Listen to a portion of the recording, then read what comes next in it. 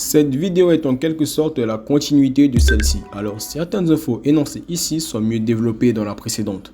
Bon visionnage. Vous ne connaissez rien de l'anti-magie et du grimoire à 5 feuilles, croyez-moi, et vous n'êtes pas prêt pour ce qu'on va vous révéler.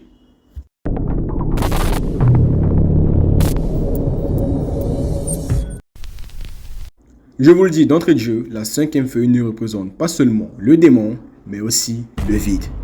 Elle représente le vide, le rien.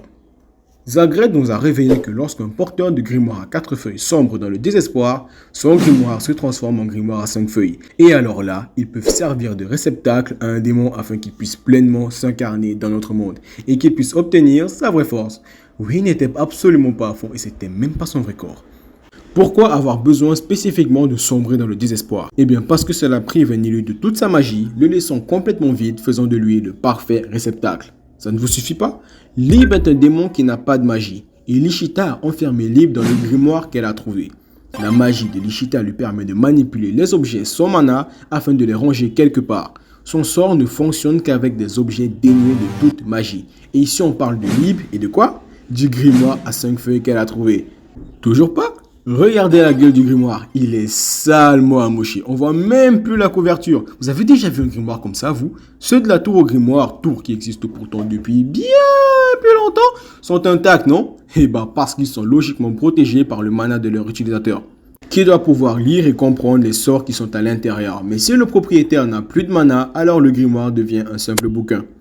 Mais pas sans intérêt. Car lorsqu'un 4 feuilles succombe au désespoir, son grimoire se va charger de malice, d'ondes noires, chose idéale pour les démons qui sont des êtres foncièrement mauvais. Le 5 feuilles n'est donc plus qu'une coquille vide emplie d'obscurité. C'est pareil pour les esprits élémentaires, ils peuvent entrer et sortir du grimoire de la personne avec qui ils sont liés parce que c'est compatible. Belle peut entrer dans le grimoire de Yuno parce qu'ils sont liés par la magie. Élémentaire du vent, magie du vent, vous voyez ? C'est différent pour les démons qui ne peuvent entrer dans un grimoire que sous contrat et en plus ce n'est que partiellement. Mais une fois le grimoire vidé, là ils peuvent le faire librement. Il n'y a aucune magie démoniaque pour qu'ils puissent faire pareil que les esprits élémentaires, donc je ne vois que cette explication-là.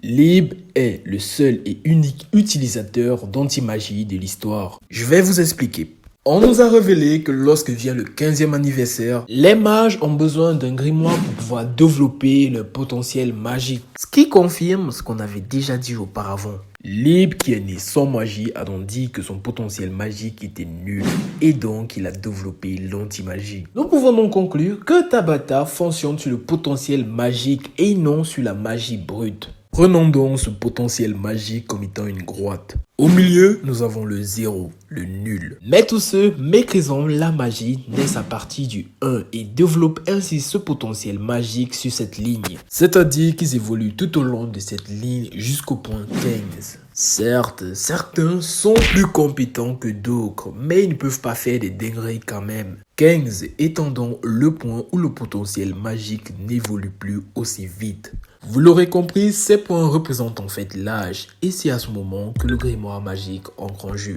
Mais Lib, lui, est né au point 0, donc sans magie. Et toute la rage et la haine qu'il avait envers les démons lui ont fait basculer du côté négatif de la grotte. Il a donc basculé dans l'anti-magie. Les démons, eux aussi, sont inclus dans cette grotte. La seule différence, ils naissent directement sur un point. Lib nous a clairement fait comprendre que les démons naissent avec un potentiel magique fixe. Et ce potentiel ne peut être changé. Les démons naissent donc avec un potentiel magique fixe. Il ne peut pas augmenter ni diminuer. Un démon de rang supérieur ne chutera jamais. Il ne deviendra jamais un démon de rang inférieur. Et c'est vice versa. Voilà donc la raison pour laquelle eux, ils n'ont pas besoin de grimoire. Pourquoi Asta n'a pas lui aussi basculé du côté négatif de la grotte? Sûrement parce que lui n'avait pas assez de haine pour vouloir tuer ses semblables. Ou nous pouvons également penser que seuls les démons dénués de mana peuvent basculer du côté négatif. Mais comme je l'ai dit plus tôt, Lib est le seul démon sans magie. Alors nous n'en savons rien, nous n'avons aucune information là-dessus. Shino vous a expliqué l'anti-magie mais ne vous a pas clairement dit de quoi il s'agit. En fait, le terme anti-magie n'est pas le bon pour qualifier ce que c'est réellement. En fait, le terme magie négative est plus approprié. Oui, Magie négative, vous ne rêvez pas, j'ai bien qualifié ça de magie. Revoyons tout à la racine même. Le grimoire d'Asta est celui de Licht et les épées qu'il possède le sont aussi. Ah oui, mais Lib dit que ce sont les siennes. Lib est extrêmement arrogant et lui-même ne comprend rien au pouvoir qu'il a, donc ta gueule. Lorsque Asta a obtenu son grimoire, il y avait exactement la même traînée magique présente lorsque les autres mages ont obtenu les leurs. En plus, le grimoire a retrouvé tout son éclat, toute la crasse a disparu, comme s'il était de nouveau imbibé de mana. Avez-vous remarqué que ce qui émane du grimoire de Asta ressemble trait pour trait à ce qui émane du grimoire des autres? Et qu'est-ce qui émane du grimoire des autres? Du mana. Mais vous me direz que c'est dénué de sens car Asta n'a pas de mana et Lib non plus. Alors comment c'est possible? Je vais vous expliquer. Tabata nous a montré qu'il n'existe pas seulement une source d'énergie dans son univers. Lorsque Asta a débarqué à Inokuni, on nous en a présenté d'autres. Le Ki, l'énergie vitale, qui sont les énergies présentes dans le corps de tout le monde, et le Yoryoku. Le Ki est le flux de l'énergie vitale et le Yoryoku est la manifestation du Ki. On pourrait donc comparer ça à des énergies nulles. Alors pourquoi il n'existerait pas aussi la source d'énergie de l'antimagie très semblable au mana? L'antimagie, c'est donc une magie qui contre la magie et pour le faire a les mêmes caractéristiques, les mêmes manifestations, mais n'obéit absolument pas aux mêmes lois que cette dernière. Alors on va reprendre notre droite. À droite, nous avons la magie, au milieu, la force vitale et à gauche, l'antimagie. Le flux de la magie, c'est le mana, les sorts sont une concentration de mana et l'ensemble des sorts liés au mana sont dans un objet appelé grimoire. Le flux de la force vitale, c'est le ki. Le Yoryoku, c'est une concentration de ki et l'ensemble des techniques liées au Yoryoku sont appelées Yojutsu. La magie négative doit sûrement avoir le mana noir qui est son flux, l'anti-magie qui est une concentration de mana noir et l'ensemble des sorts liés au mana noir qui est le 5 feuilles. Pourquoi? Avez-vous remarqué que lorsque Asta obtient une nouvelle épée, des écritures apparaissent dans son grimoire, comme s'il avait obtenu un nouveau sort? Lorsqu'il se bat, son grimoire est toujours à ses côtés, non? Et lorsque Asta a obtenu son grimoire comme les autres personnes, il avait exactement les mêmes traînées de mana. Lorsqu'il veut faire appel à une épée, il se comporte comme quelqu'un qui utilise un sort et le grimoire se voit recouvert d'énergie. Alors, comment fait-il pour avoir les mêmes petits détails et habitudes que ceux qui ont du mana si lui n'en possède pas?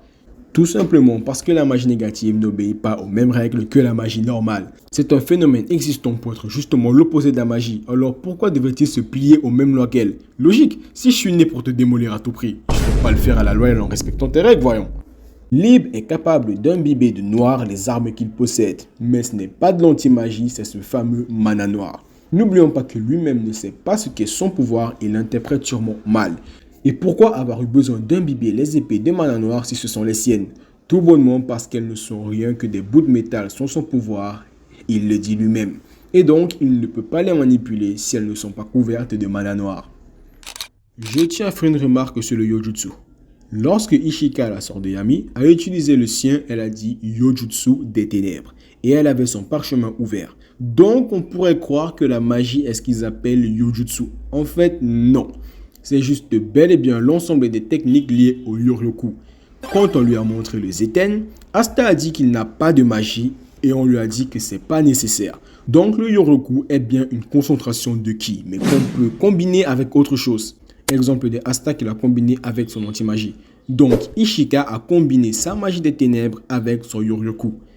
Quand Ishika a usé de son Yojutsu des ténèbres, elle a dit que ça lui sert juste à augmenter ses capacités physiques et sa maîtrise du sabre. Et lorsqu'elle a lancé des attaques de Yojutsu des ténèbres, Asta a pu les annuler, puis elle ajouta que tout va donc se jouer aux Zeten. Donc ça prouve qu'on peut soit utiliser le Yoryoku brut, soit le combiner avec une autre énergie. C'est donc bel et bien une énergie neutre. Et Ryodo s'est clairement différencié la magie du Yojutsu. Car il a bien dit à Asta qu'à Inokuni, ils appellent ça la sorcellerie. Lorsqu'il parlait de Lucius, il a clairement dit magie. Mais lorsqu'il parlait des paladins, il a dit Yojutsu. C'est peut-être une erreur de traduction, je sais pas, mais en tout cas, ça fait un mystère de plus. On continuera d'utiliser le terme anti-magie pour une meilleure compréhension. Mais gardez en tête que c'est de la magie négative, comme expliqué plus haut. Après tout ça, vous devez sûrement trouver ça absurde et vous dire que c'est du mana et qu'il devrait être perceptible par les autres. Et alors qu'Asta n'est pas réellement dénué de magie. Déjà, Asta se fait juste posséder par Lib et utilise juste ses pouvoirs, c'est clairement dit. Bref, revenons. L'anti-magie n'est pas en réalité quelque chose qui est contre-magique, mais plutôt une force qui corrompt le grimoire à 5 feuilles, dans lequel Lib réside, lui permettant de s'attribuer la magie de ce dernier. Donc, un grimoire à 5 feuilles se voit perdre le mana qui l'alimente, parce que son possesseur n'a plus le sien, mais conserve son type de magie. Et donc, le grimoire de Lich, bien que devenu un 5 feuilles, est resté un grimoire de type magie d'épée, juste carburé désormais au mana noir. Ceci explique donc comment il peut faire usage des sorts de Lich. Ah, et vous avez vu que le grimoire est vide et que lorsque Asta débloque une nouvelle arme, on dirait qu'il se remplit. Alors sûrement qu'en devenant un 5 feuilles, les sorts disparaissent. Mais une fois imbibé d'anti-magie, il se reboot. Ainsi, Asta obtient les épées dont il a besoin toujours pile au bon moment et dans des situations extrêmes. À l'exemple de Noël qui a débloqué son sort du bouclier d'eau parce qu'elle voulait protéger des gens. Et son rugissement du dragon marin parce qu'il lui fallait un sort offensif.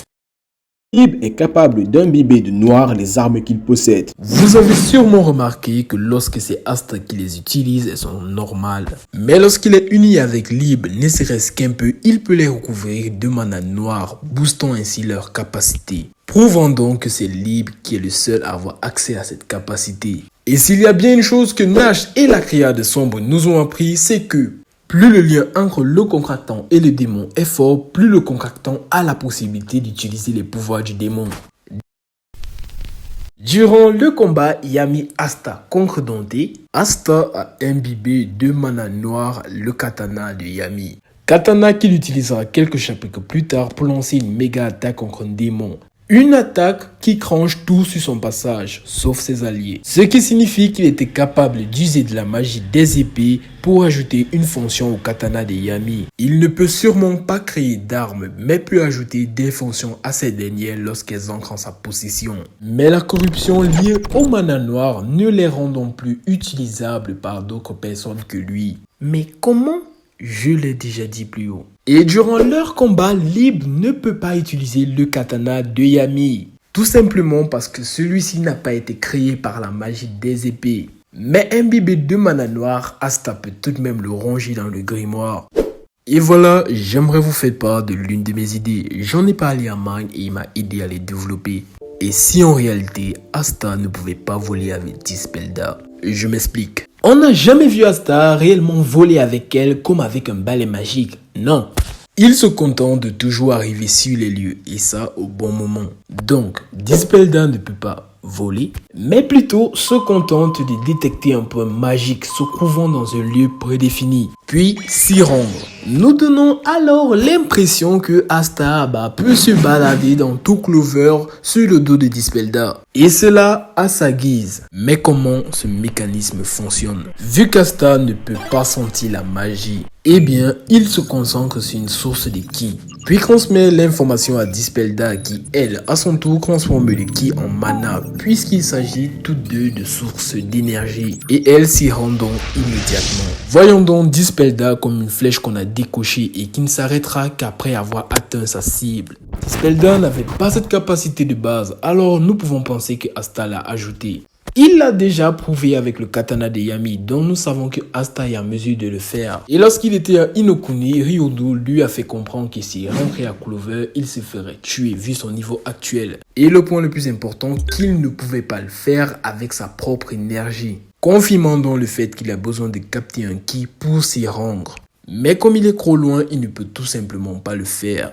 Ainsi, s'il pouvait voler librement, connaissant Asta dès son réveil, il aurait foncé direct à Clover. Le mec allait nous ouvrir le grimoire en catimini, défoucher Dispelda et hop, direction Clover. Quand Asta s'entraînait aux Éthènes, Ryudo lui a dit qu'au lieu d'user de ki, il peut utiliser l'anti-magie présent dans son corps. Et lorsque Asta trancha le bambou avec le Éthènes, celui-ci ne se coupa pas net comme lorsque Ichika l'a fait avant lui. Il flétrit et Ryudo ajouta que c'est un bambou se nourrissant de Yoryoku. Et qu'est-ce que le Yoryoku? C'est une concentration de ki. Il flétrit comme si son flux a été perturbé. Privé de sa source d'alimentation ne circulant plus normalement au point de disparaître, le bambou se meurt alors. Donc tout est une question de flux. L'anti-magie serait donc quelque chose qui perturbe le flux d'énergie. L'annulation de la magie n'est que le résultat de cette perturbation. Les gens ont la sensation que la magie ou leur sort ont été annulés, mais en réalité, c'est leur flux de mana ou celui dans leur sort qui a été perturbé à l'extrême. Et c'est valable pour toutes les formes d'énergie, comme montré avec le bambou qui ne se nourrit pas de mana, mais de Yoryoku. Il existe un pouvoir dont l'origine et la nature nous sont totalement inconnus. C'est le Tengensu, le Ikiwatu, qui se trouve à Inokuni. On sait qu'il se trouve dans une grotte et que celui qui l'obtient perd tout son Yoryoku ou son mana, on sait pas. Donc c'est sûrement grâce à ça qu'il se tenait informé de ce qui se passait dans le reste du monde. Et donc c'est comme ça qu'ils connaissent les démons. Et accessoirement Lucius aussi. Ouais. Mais d'où vient ce pouvoir? Serait-il démoniaque? Naturel? Pourquoi prive-t-il de mana Yoryoku? Qui le donne? Comment l'obtient-on? Car on sait juste que Ryudo est entré dans la grotte, puis bam, on nous l'a montré plus tard, il était déjà Shokun. Les terres d'Inokuni sont franchement particulières et mystérieuses, comme si c'était un autre temps, un monde existant indépendamment du reste. C'était Chino Et Mine, et on vous dit à la prochaine. いいのそんな時間楽しくないでしょありがとうさよなら来い、渡れ。死ぬよ